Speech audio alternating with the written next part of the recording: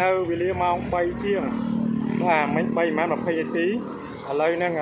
មួយយើងគាត់បានធ្វើដំណើរមកច្រើនណាតាមផ្លូវមាត់ព្រែកទូទាវបាទទីក្រុងបាត់ដំបងបាទឈ្មោះទលេងប្រាសាទឯកភ្នំបាទដោយទឹកមុខសบายរីករាយបាទញញឹមញញែមហើយមុខប្រឡាក់សតតែម្សៅបាទហូសบาย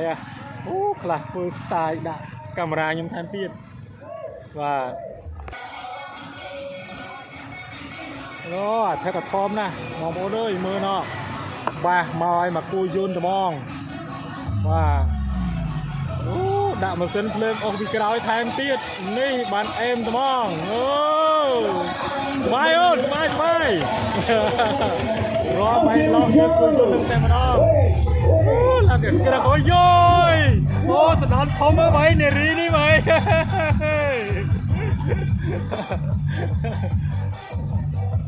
ដល់ហើយមុខប្រឡាក់សិតតែម្សៅអូក៏អោបឈ្ងុយឈ្ងប់ត្មងហើយបងប្អូនខ្ញុំក្មួយខ្ញុំនៅខាងនោះចម្ងាយប្រហែលជា200ម៉ែត្រពីខ្ញុំទៅក្មួយយើងគាត់បានស្រោចទឹកបាទ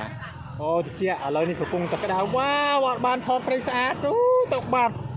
ឥឡូវទៅថតនៅកន្លែងចាក់ទឹកទៅបាត់ទៅហើយបងប្អូនអើយខកខានបានឃើញស្រីស្អាត